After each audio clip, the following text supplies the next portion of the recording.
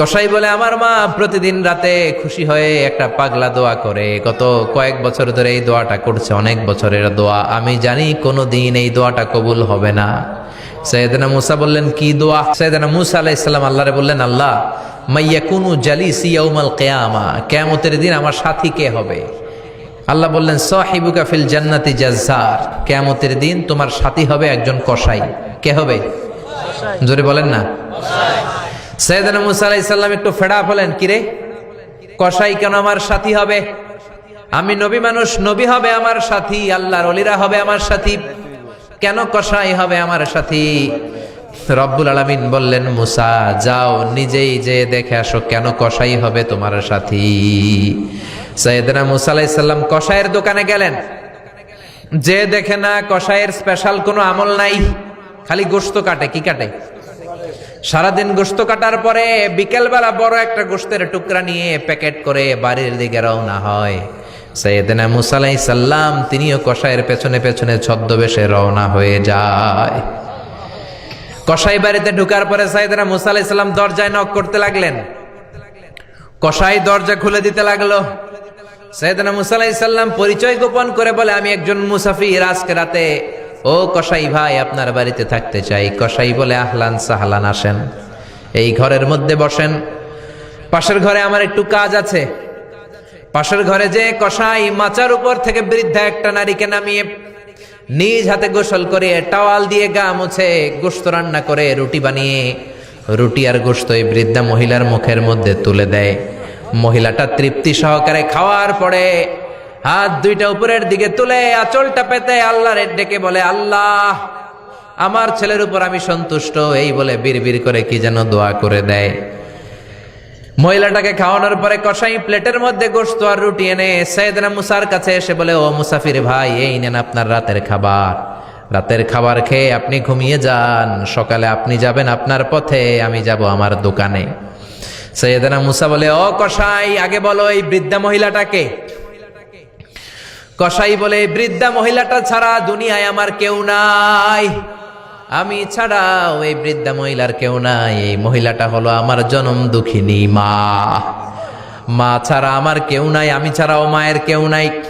প্রতিদিন আমি আমার মারে গোসল করাই, নিজ হাতে রান্না করে খাওয়াই। সাইয়েদনা মুসা বলে, তোমার মা হাত তুলে কি দোয়া করলো এটা বলো।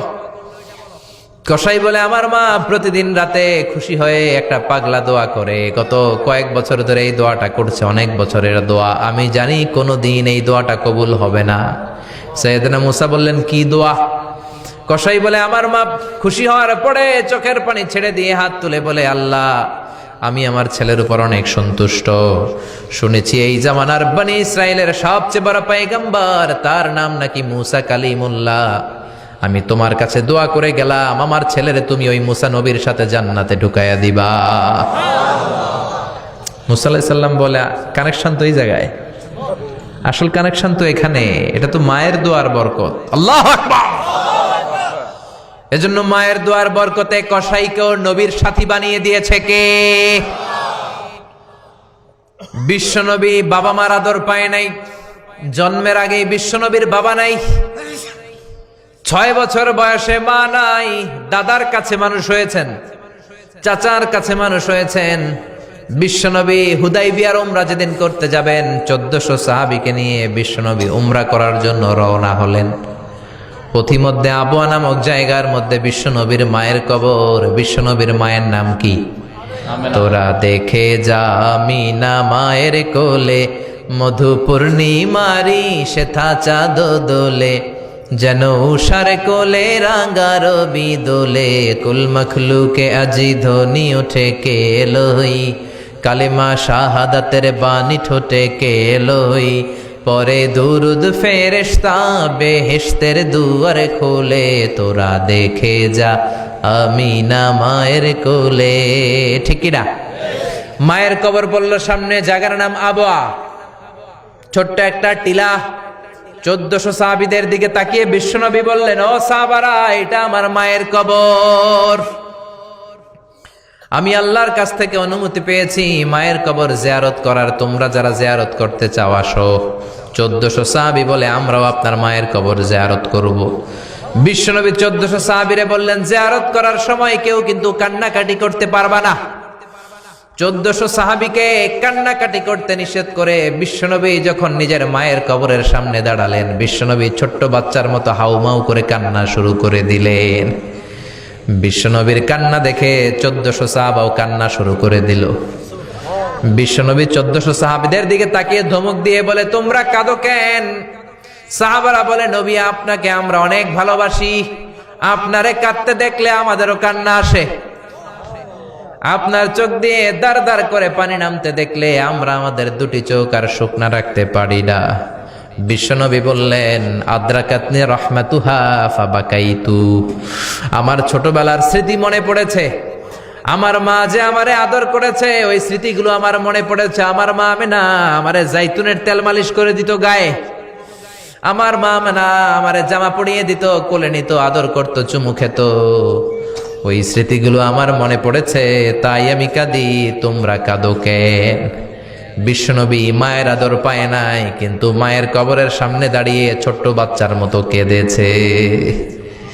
এজন্য মায়ের দোয়ার দরকার আছে না নাই?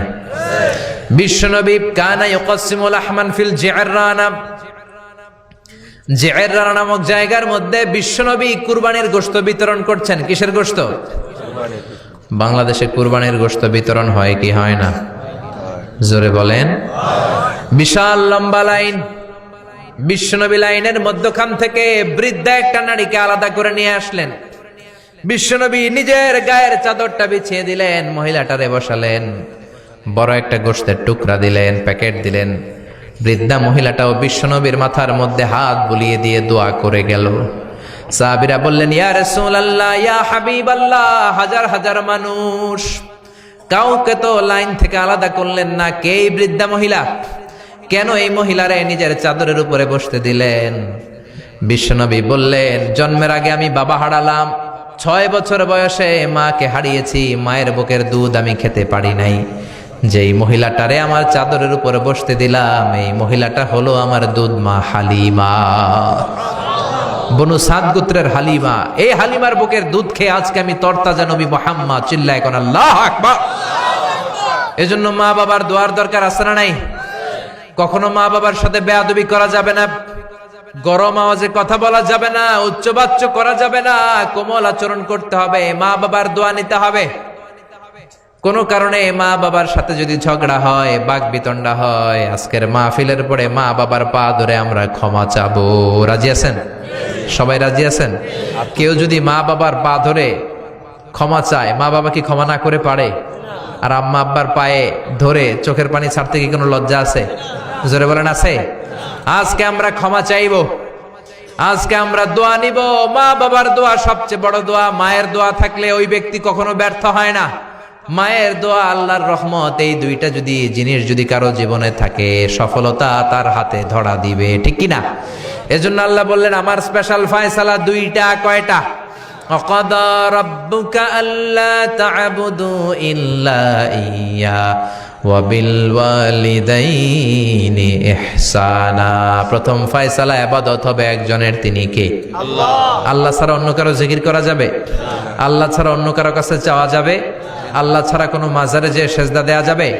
দ্বিতীয় ফয়সালা হলো মাতা পিতার খেদমত করতে হবে। আমরা যতটুকু পারি মা বাবার জন্য অর্থ ব্যয় করব, তাদের খেদমত করব, তাদের কাছ থেকে দোয়া নিব। আমাদের জীবনকে উজালা করে দিবে কে? আরো জোরে বলেন কে? আল্লাহ তাআলা আমাদের সবাইকে কথাগুলো বুঝার ও আমল করার তৌফিক দান করুক। আমরা পড়ি আমিন।